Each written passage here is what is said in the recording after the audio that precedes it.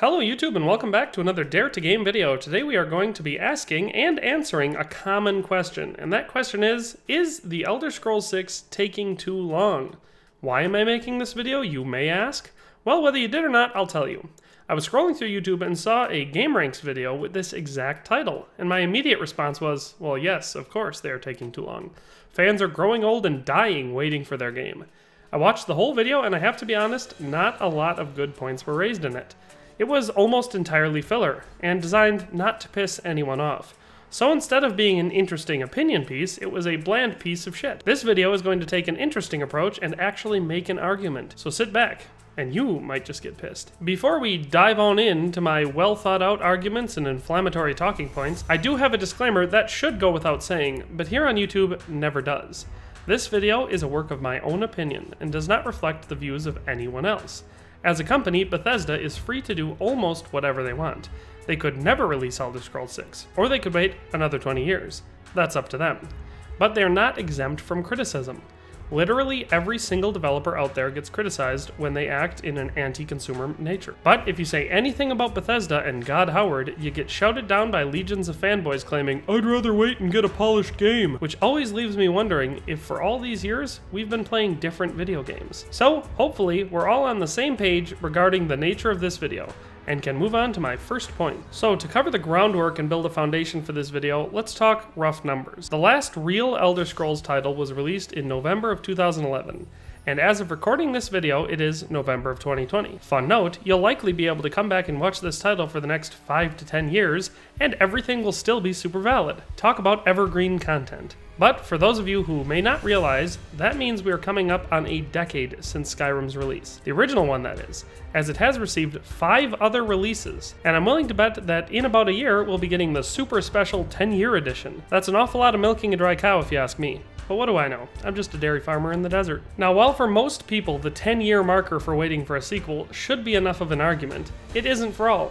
So I'm going to establish a pattern to show why the wait is pissing off those of us who are long-term fans, not people who started in or since 2011. Bethesda Game Studios, or BGS as I'll probably be referring to them since it's, less of a mouthful, the development studio responsible for these games released Morrowind, the first game of the series that was developed by them in 2002. Then, 4 years later, they released The Elder Scrolls 4 Oblivion in 2006. Then 5 years after that, they released The Elder Scrolls 5 Skyrim. Now, while the development cycle has widened from just those couple releases, the reason for the largest gap between 4 and 5 was because they had just obtained the Fallout IP and started work on Fallout 3 right after releasing Oblivion. Fallout 3 was released in 2008, and most of the heavy work on Skyrim didn't start until after that. So as far as their much smaller team at the time is concerned, they weren't going full bore on Skyrim until 2008, making that development cycle closer to 3 or 4 years. And for some more context, Fallout 3 and Skyrim are 2 of the best and most ambitious games of that time. So much so that they are still used as yardsticks when comparing games to this day. Of course, more so with Skyrim, but Fallout 3 has its fans. In any case, that is the transitional period where BGS started working as a 2 main IP studio, switching between Elder Scrolls and Fallout.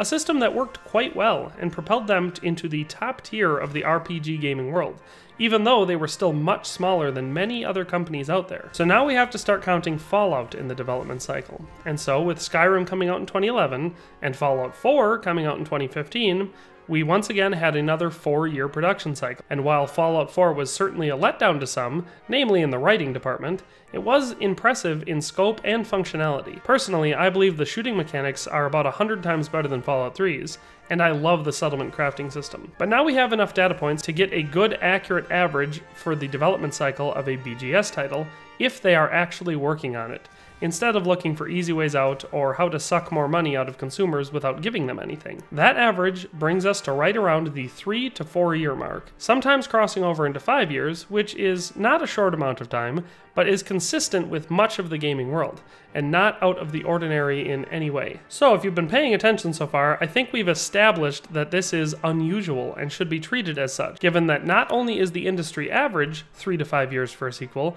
but BGS has also proven an ability to keep this schedule, and that was when they had way less employees. As a reference point, The Witcher 3, which is widely regarded as the best game of its generation, and I personally love more than I can say, was in development for 3.5 years. That's from conception to release.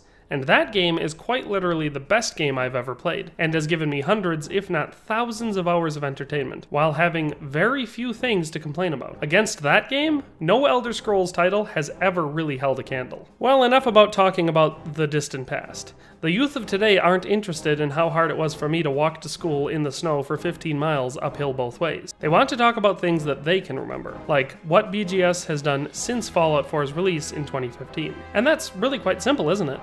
They really haven't done much of anything at all, other than re-release Skyrim and talk. Since Fallout 4, their major release schedule has been as follows. 2016, Skyrim Special Edition. 2017, Skyrim VR. 2017, Fallout 4 VR. 2018, Fallout 76. And 2019, The Elder Scrolls Blades. 3 of those titles were re-releases. One was an abysmally terrible online-only grindfest that released with a comparable state to No Man's Sky as far as content is concerned, and the last was one of the worst examples of mobile gaming blunders since Diablo 3. So even if we say the wait started in 2015 after Fallout 4, which for Elder Scrolls fans is not the case, we have now had 5 years with no real BGS release, or even one on the horizon. Speaking of the horizon, Starfield and The Elder Scrolls 6 do not count. And do you know why? Because you can see the horizon, whereas we have absolutely no idea when Starfield or The Elder Scrolls 6 will come out. All we know is that Starfield is going to be first. So if anyone out there is holding their breath for some new adventures in Tamriel, they better breathe, because we are so far off it's not even funny. Given that we still don't have a tease as to Starfield's release, and we've made it through announcement season for gaming, we have to wait at least until June of next year to even get news. And that news, if any, will probably be that Starfield will release in the fall of 2021 or 2022, meaning we still have a healthy wait for that game. And given that Bethesda themselves, as well as several gaming insiders, have stated that as of fall 2020, BGS is in the very early conceptual stages of The Elder Scrolls 6, it's not coming anytime soon. My most optimistic release date says that fall of 2024 is when we may see The Elder Scrolls 6. A full 13 years after the release of Skyrim. However, my more accurate speculation would be that we won't even get a release date until 2025 or later. So now would be a really great time to pause the video and really let that number sink in. That is a really long time to have to wait for a game. And for some, such as some older fans like Shirley Curry, that means that there is a decent chance that they may not live to play it. That, of course, is a terrible thought, which I will now force out of my brain and hope really hard that it doesn't happen, because she is the best, and her content is crazy wholesome. But for many of us, this means that by the time the game releases, we will be in incredibly different places in our lives, and potentially unable to really enjoy this game. In the time since Skyrim, I went to college, got married, and had 3 kids. I'm already dangerously low on free time.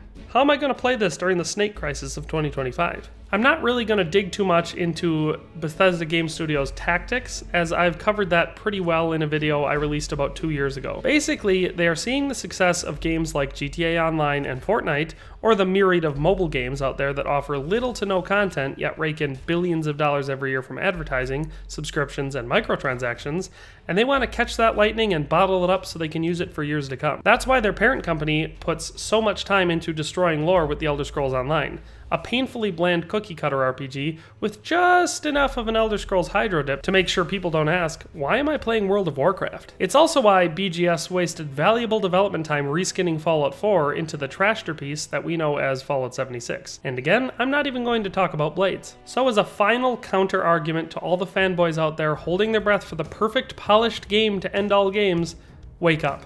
This game has not been in development since Skyrim's release. They shelved the IP until 2016, when they had a first-year graphic design student come up with a 5-second panning shot of a generic mountain landscape and slapped the Elder Scrolls branding on it. Then they immediately shelved it again until this year.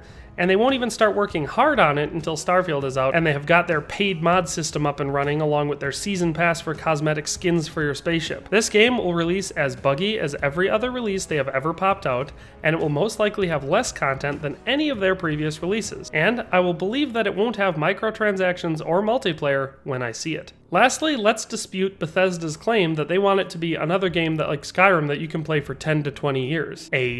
Skyrim was not a game that you can play for 10 years. It's a game that if you are like me and will explore every nook and cranny of open world RPGs and replay a bunch of different ways, it's a good 2 to 3 year game, and I'm talking a lot of hours that you can actually get out of the vanilla game. What kept it alive for so long are the amazing modders who put countless hours of time into making a lot of incredible mods that more than doubled the life of the game for many of us. In addition to all of the great additional content modders have given us, they also fixed a lot of the terrible problems in the BGS games long before Bethesda actually got around to it. So I would not recommend taking too much credit for the longevity of Skyrim, when it was hundreds of people working essentially for free for hundreds, if not thousands of hours to produce mods that have made Skyrim a game that we can still play in 2020. It's not the vanilla game itself. Now, I know that I got a little heated in some areas of this, and I don't want to disparage everything Bethesda has ever done. Clearly, I love these games and care very deeply about them. Otherwise, why would I be making this video? If I'm still alive in 2026 when Elder Scrolls 6 comes out, and I'm still able to play games, I will probably buy it and give it a try, barring any ridiculous circumstances such as an always online multiplayer focus. And I'm not recommending anyone else not get it, as it will probably be at least a decent game when it eventually comes out. So to answer the original question, is Bethesda taking too long to release The Elder Scrolls 6? Yes. I believe that they have already taken twice as long as they should have, and we are still likely about 4 to 5 years out minimum. That's way too long to make your fans wait. It's probably not going to hurt their sales too much, if any. So I'm not saying it will fail, I'm just saying it's a major dick move. Just as a final comparison to my golden boys and girls over at CD Projekt Red, as of this time, Cyberpunk 2077 has been delayed again, and is now slated to release in December. This is like the 5th major delay the game has received. I'm not super intrigued by the game for a few reasons, the first being that I'm not invested in the world, as I've never played in it before, and the setting in general is not high on my normal interest list. However, I am still interested in Cyberpunk 2077, because the developers impressed me so much with The Witcher 3 that I believe that they can deliver a hell of a game no matter the setting or the subject matter. Inversely, with Elder Scrolls 6, I'm super invested in the setting and the lore of the story, and it has been a heavily anticipated game for me for almost a decade already. And the only thing that makes me hesitant about this game is Bethesda Game Studios' recent track record. It just goes to show that you can only disappoint fans for so long before they stop being fans. And now that I've made my argument and answered the question, now it's your turn. If you wouldn't mind, go ahead and share your opinion by either liking or disliking to show whether you agree or not. And if you have any great details to add or counter arguments you'd like to share, please do so in the comment section below. My favorite part of making opinion-based videos like this is seeing how everyone else feels. But in any case, thanks for watching and have a nice day, and we'll see you next time. Thanks for watching another Dare to Game video. If you liked this video, please leave a like and a comment. If you haven't already, be sure to subscribe to the channel. If you like my content and would like to support this channel, consider becoming a member today for as little as $1.99 a month. It makes a huge difference. But in any case, thanks for watching and have a nice day. I'll see you next time.